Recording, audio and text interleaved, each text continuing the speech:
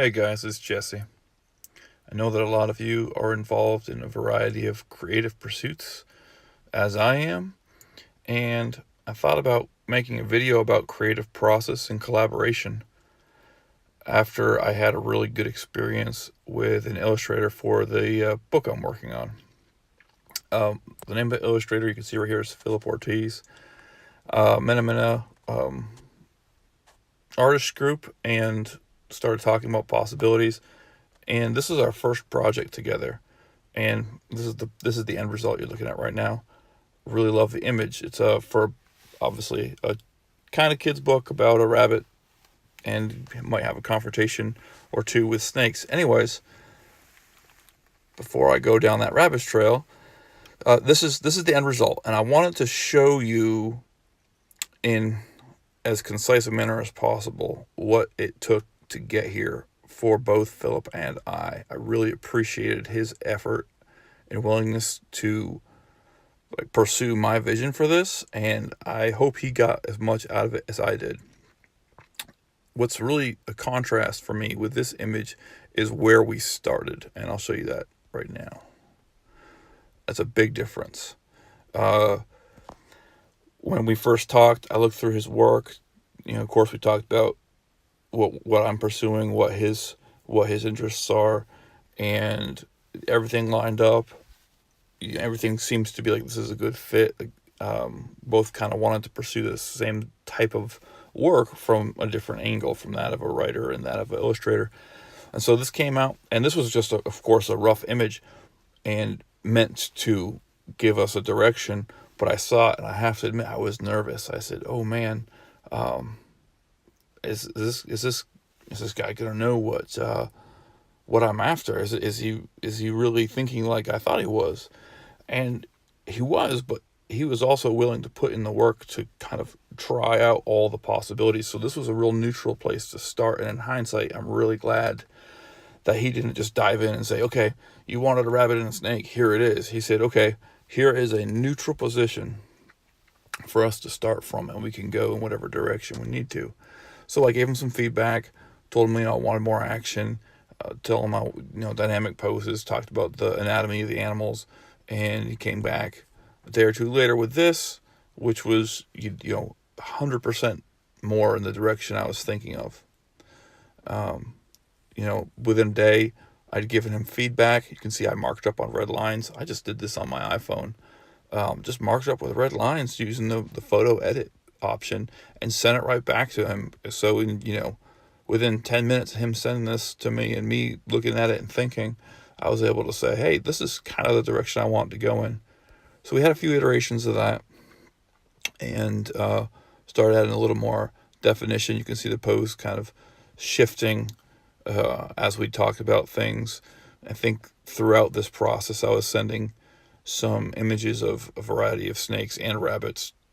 As far as especially the snake with the positioning in the jaw, as far as like actual natural examples for him, because even though this is obviously fantasy and not based in reality, the mind will not accept things that just don't quite make sense. So the snake's jaw position was something we spent a little time on, and we got to this point. I thought we were good, and then I kind of looked at the image again and said, I'm feeling funny about the rabbit character's arms. And so we talked about that and spent a little bit of time circling that to try to say, what do we need to do here? And there's more feedback. This is actually the point when I said, I think we're good. I just want to, tweak these lines on the snake. And it was after that point I came back and I said, the arms don't feel right to me. So we did that. We talked about that, and we decided, Philip suggested actually, that let's do a character study. So we talked about what the character should look like and did a simpler piece that was to help nail down what we were after. And we went through the similar steps on the solo Henry character, just building him up. Talked about, where the quote unquote elbows should fall, where the ears should be, how much bunny rabbit we wanted him to be, how much jackrabbit type we want him to be. So we got this to this point, inked it out. We started to get some of the fun details in there, like the leather belt and the sword hilt and the shield boss and all that fun stuff that adds the flavor we like. Finished him up, and we went back to work after that. That was a fun little side project. Kind of helped us get on the same page as far as some of the finer details. And went back to work. Philip implemented those changes. I provided him similar feedback. I said, okay, the rabbit looks a little too pudgy here. Okay, can we shift the shield back to the angle we had it before? Just stuff like that, real quick feedback. And all this did take a considerable amount of time in the grand scheme of things, because there's a lot of work on his part to make the changes. But as far as being able to communicate rapidly, it was great. So we got here and just tweaked a few more times until we got it. And then he started inking it in. And this is when I got really excited, because I was like, oh man, okay, this is such a different image from that neutral, how do we want to start sketch that was done up initially. And this is when I knew I had made the right choice. I really felt good about it the whole time, to be honest, with the exception of that first little question, oh no. But it was a great experience. And when I got to this point, there was absolutely no doubt that I would be coming back to Philip for more illustrations, even without this being finished. So this was really exciting to see, and just really inspiring. So we got to this point, and there was a period where he went through the coloring. I think that took quite a bit of time on his part, but it really paid off. There was a lot of conversation about the scene and what was going on in the scene there, previous to this as well, but obviously to follow it up with the lighting, the firelight reflecting and things like that. So I just wanted to kind of share the process.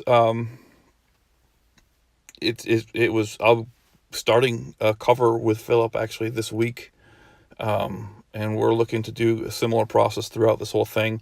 Probably be even a little more streamlined, only because that was our first collaboration. But yeah, just a thought there on communication and sharing our understanding of a project when we're collaborating with somebody. I've worked with a few illustrators before for other projects, and it is a challenge. And some people communicate in different means that don't jive well together. And so I think that when you are looking for an artist, or if you are an artist, you have to be able to understand what the other half of the equation is, what the other party needs to hear or see, or what prompts they need to kind of get on the same page, or for you to understand them. Anyways, I just wanted to share this with everybody. It was really an adventure. It was a great experience. If you're looking for illustrations, definitely check out Philip's work. I'll post a link to his site or page in the description. But yep, tell me what you think of the illustration, guys, and thanks for watching.